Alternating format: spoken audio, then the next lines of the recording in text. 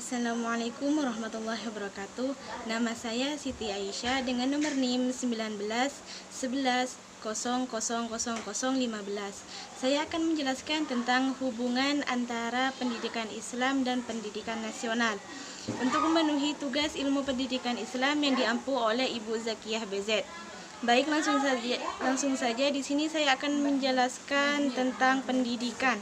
Pendidikan adalah usaha sadar dan terencana untuk mewujudkan suasana belajar dan proses pembelajaran agar peserta didik secara aktif mengembangkan potensi dirinya untuk memiliki kekuatan spiritual agama, pengendalian diri, kepribadian, kecerdasan, akhlak mulia, serta keterampilan yang diperlukan dirinya untuk masyarakat, bangsa, dan negara.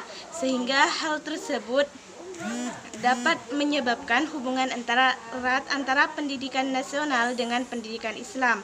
Karena pendidikan Islam adalah pembentukan kepribadian Muslim atau perubahan sikap dan tingkah laku sesuai dengan petunjuk ajaran Islam. Sedangkan pendidikan nasional berdasarkan Pancasila dan Undang-Undang Dasar 1945 yang berakar pada nilai-nilai agama, kebudayaan nasional, tanggap terhadap tuntutan perubahan zaman. Selanjutnya adalah posisi pendidikan agama dalam Undang-Undang Sistem Pendidikan Nasional 2003.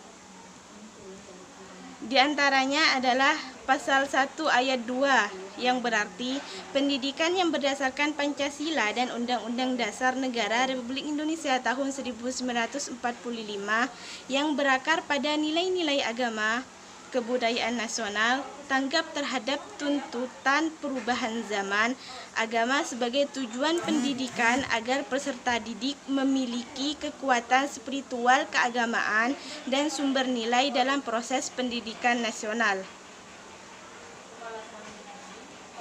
Selanjutnya saya akan menjelaskan tentang problematika pendidikan Islam. Problematika pendidikan Islam dibagi menjadi dua, yaitu pendidikan Islam dalam problematika, yakni dalam faktor internal, dan yang kedua adalah faktor eksternal. Di antaranya faktor internal yang pertama adalah relasi kekuasaan dan orientasi pendidikan Islam. Yang kedua tentang masalah kurikulum. Yang ketiga pendekatan atau metode pembelajaran. Hingga saat ini masih banyak yang senang diajar dengan menggunakan metode konservatif seperti ceramah, didikte, karena lebih sederhana dan tidak ada tantangan untuk berpikir. Dan yang keempat adalah profesionalitas dan kualitas SDM.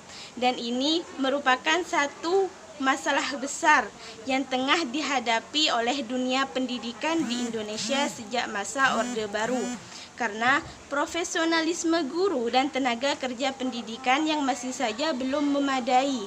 Secara kuantitatif, jumlah guru dan tenaga pendidikan lainnya agaknya sudah cukup memadai, akan tetapi dari segi mutu dan profesionalisme masih belum memenuhi harapan. Yang kelima adalah biaya pendidikan sistem pendidikan nasional.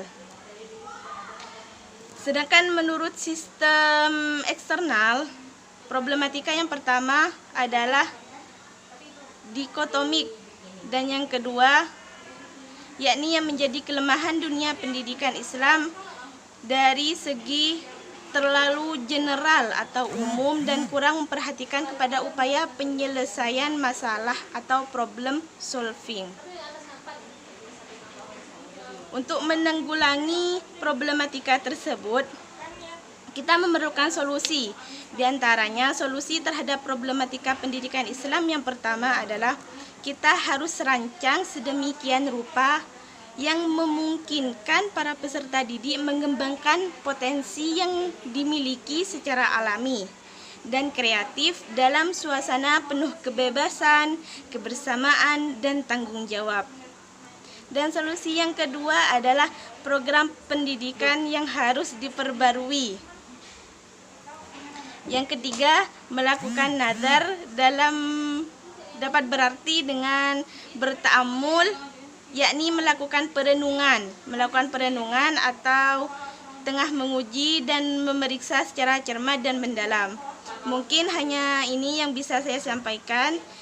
Jika ada kesalahan saya mohon maaf yang sebesar-besarnya. Wassalamualaikum warahmatullahi wabarakatuh.